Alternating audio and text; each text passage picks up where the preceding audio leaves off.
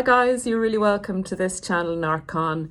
On this channel, we discuss all things in relation to narcissistic abuse, particularly in the intimate relationship setting, where the behaviours are actually intensified and easier to identify a lot of the time. So I hope the information here helps. Please consider like, share and subscribe the videos if you are getting anything from them and feel someone else would benefit. So I'm actually on my travels, as I have been prone to do post-narcissistic abuse, which is just great. You can do whatever you want, you can learn whatever you want, and you can explore the world and yourself in peace without anyone putting you down. And you can meet fantastic people with a newly awakened instinct for narcissism and what a narcissist is. So I'm bringing you this show today from actually a hotel in Brooklyn, New York City, and I'm so excited to be here. I love America, as I think I've told you guys in the past, and I'll be traveling in today into Manhattan, where my son lives. So I'm going to see him and really enjoy New York. And just to let you know that I am starting Patreon up, and in the Patreon section, for anyone that wants to get a little bit more background or information or enjoy my travels with me, sometimes people say, well, you know, can you give us a bit more personal information? So I'm going to do that in Patreon, give more personal information on my own experience and kind of bring you with me, you know, give you a bit of background as to what I'm doing and where I am. If you want to know, some people do, and it kind of gives you a bit of confidence on your own journey that one of us is getting out there, and you can kind of see it, you know, can see it on the videos, etc. So anyway, enough of that for now. Today I'd like to discuss one of your qualities, one of your main qualities that a narcissist really concentrates on and actually weaponizes against you. It's often hard to pick up. So being aware of how a narcissist operates is crucial when you're getting into another relationship, when you're ready in time. And it varies. This can be a really subtle con, or it can be a little bit more evident. And if you do begin to get suspicious of us, the narcissist will tone it down to a certain extent. But this con is used from the very beginning of the relationship all the way through, and it's even used in the hoovering stage. So please guard this quality that we're going to talk about with your life. Respect it, use your discernment, and do not give it to everybody, because not everybody deserves it, and narcissists will weaponize it against you. So in part, it's your actual humanity. It's your empathy. It's really, really hard not to empathize with a narcissist, or not to be drawn back in or drawn in initially when a narcissist does this. So let's get into it. A narcissist has this dynamic that they use, and they sometimes will concentrate in one area of it, but they'll often mix it up. So within all of the narcissistic cycles, the big cycles of the, you know, the love bombing, the devaluation, the discard and the Hoover, or the escape and the Hoover, that's the big cycle that the narcissist works in. Now within that big cycle are a huge amount of little cogs in the wheel. If you can imagine like a watch, and you can see, you open up the watch at the back, and there's all these other little wheels going at the same time to make the big wheel turn. Sometimes you see a series of little wheels, and sometimes you might see two more medium-sized wheels. So let's just concentrate on the medium-sized wheel as an analogy for this one, because this is actually the one that turns the big wheel. Paula, what are you talking about? Okay.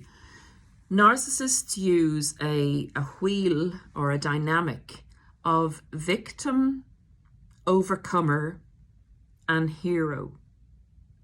And this is what they play on you. This is the atmosphere, let's say, that you're in where all the other manipulations are being used at the same time, like the breadcrumbing, the triangulation, the gaslighting. So let's explain how they do this and how it's so pervasively dangerous to not recognize this when you're with a narcissist. So in the love bombing, a lot of narcissists, your average narcissist, and guys, they are very average. They don't like to think that. They like to think they're totally superior and special. But all narcissists use this dynamic to one extent or another. They're very predictable, they're very alike, and they're very boring when you get to know how a narcissist operates. They have no individuality other than what they attach to the mask, the character traits that they steal from people, and who they portray themselves to be, which is fake. So they'll come in at you in the love bomb stage by giving you a tale of woe in relation to what's happened to them in the past. But the more intelligent ones, or the more, how can I say, the more tricky ones, the more subtle ones, the ones that really read your reaction in the minutiae of your reaction, won't disarm you or alarm you by going into it fully and saying, oh my God, I'm such a victim, blah, blah, this happened to me and that happened to me. They'll tone it down so that it sounds credible. And they'll introduce the victimhood gradually so that you're buying in. They will assess your reaction to their tales of woe as to what's happened to them before, as to their crazy ex, as to how society did them down, as to how their parents, abused them, or they were abused in other circumstances. Whatever their particular tale of woe is, will be customized to your reaction. Now, the quality that human beings have who are normal is empathy.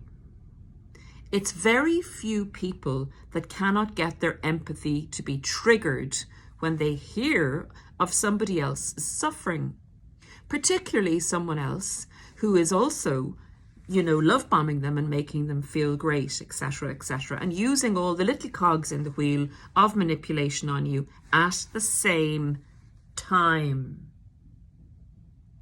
So how do we detect this in the love bombing stage? I mean, sometimes people genuinely do have a very hard story. Look at us. So how do we detect it? We possibly actually don't, but we mark it as a little red flag, a possible little red flag. We have to put that story into context of everything else that's happening. But it is part of the narcissistic dynamic, and it is a little red flag going, hey, I'm here. So we note it, okay? We note it. We note if it is used to change our behavior as we get to know the narcissist better. So if it's brought up again in context, now they're not going to blurt out and say, hey, I'm a victim here, don't do this to me.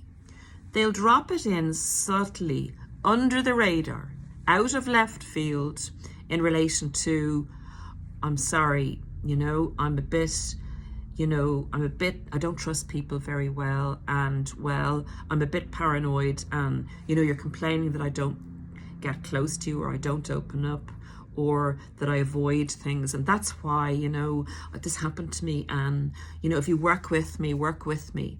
So when you're noticing other little red flags going, woo, we're here, you kind of, and you bring it up to them, in particularly at the end of the love bomb or in the devaluation stage, they will bring back the victimhood. So just go ding dong when that happens again.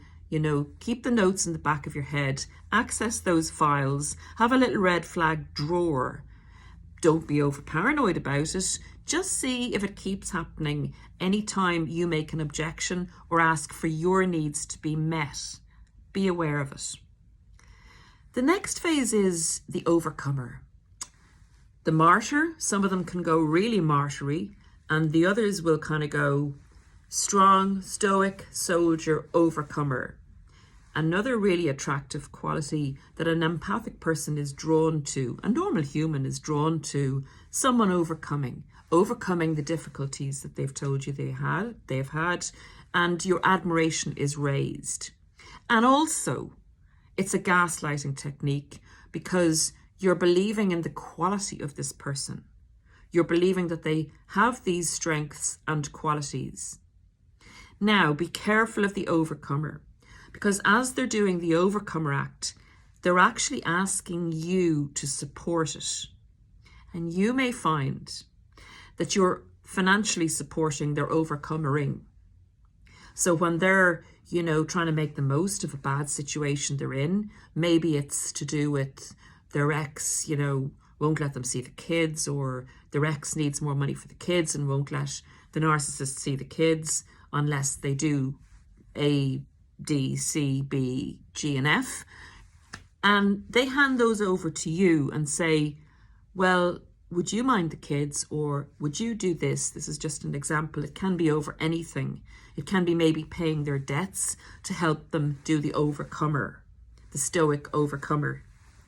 Then, so just watch yourself. It has to be them doing the overcoming, not you doing their overcoming for them. It's another little trick to reel you in, to use your empathy against you, to your desire to help, because they have presented as a victim, but a kind of a hero victim, in that they're really trying to overcome their past to build a future with you, because they love you so much and you're so great, and you'll get the praise for helping them do their overcoming stuff. The next phase is, guys, they'll do the hero. They'll actually become your hero and let you join their heroism in the fact that they're making progress. And it's another little dip into the love bombing stage when they've been extracting a lot of fuel and supply from you, character traits, monetary benefits, time, somewhere to live, and you're getting a bit worn down by this, they will re-engage a little love bomb stage in you and them, he and she and she, whatever coupledom you're in, as joining the overcomer club. So they're a hero, they've achieved a lot. They'll give you a little bit of praise for that, but not too much.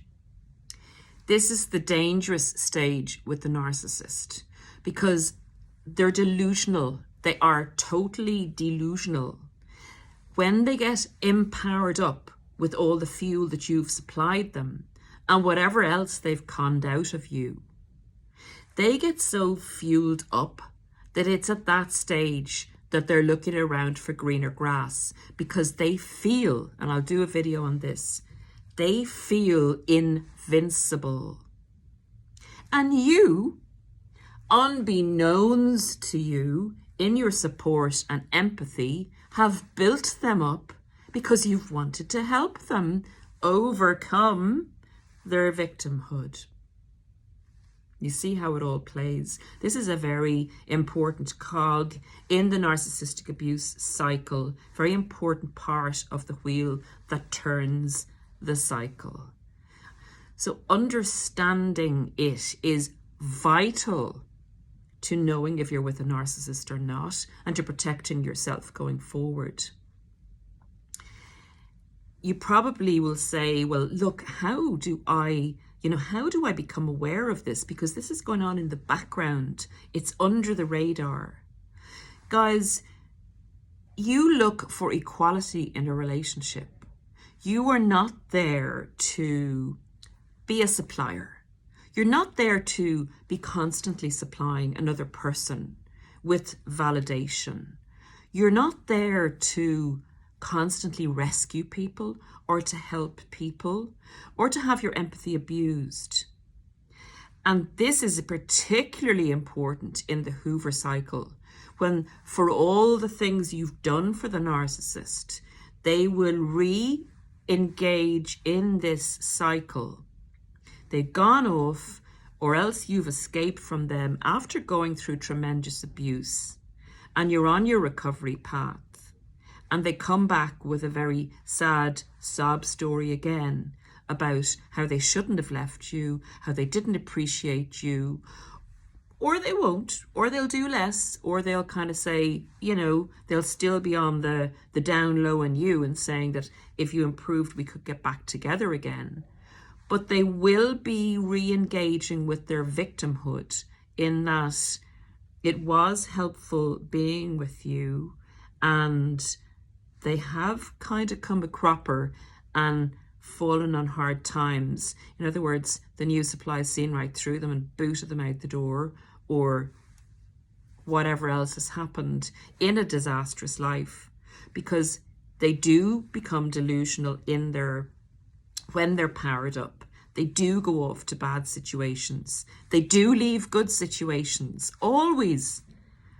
This is why they always get their karma. They can never give another individual any kind of credit for them being in a good situation, other than them thinking that they've managed to con this person out of, you know, into helping them, etc.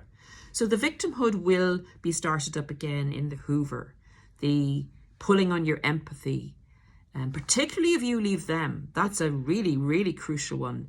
They will suddenly become sick. They'll say they're dying. They'll say they're pregnant. They'll say whatever they need to say.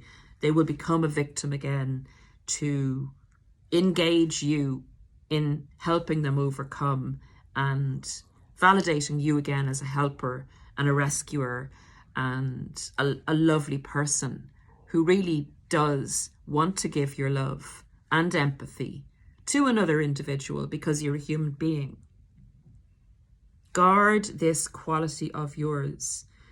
The narcissist will make your empathy malleable. They will totally abuse it.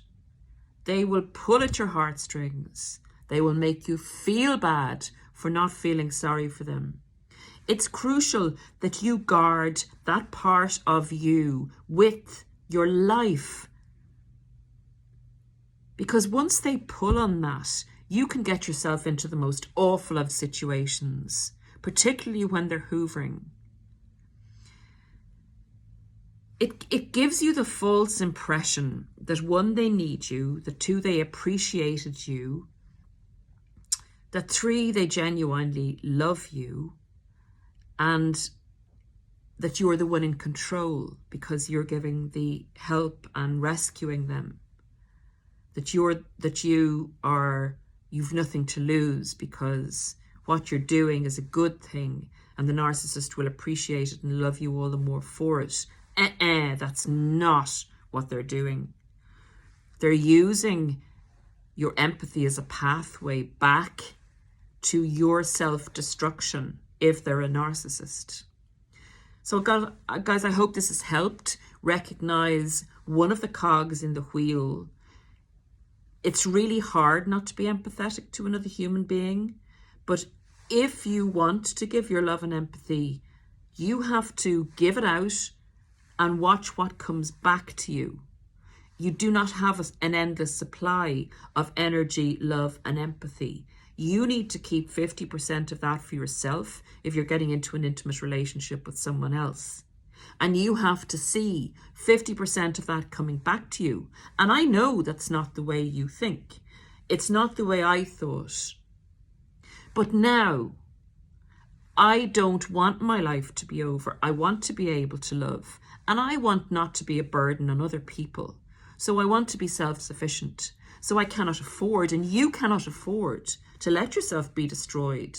Let your humanity be taken away from you. Maybe become embittered, become on down and out, lose everything in your life, be a burden to your friends and family because you haven't guarded your empathy and your humanity sufficiently.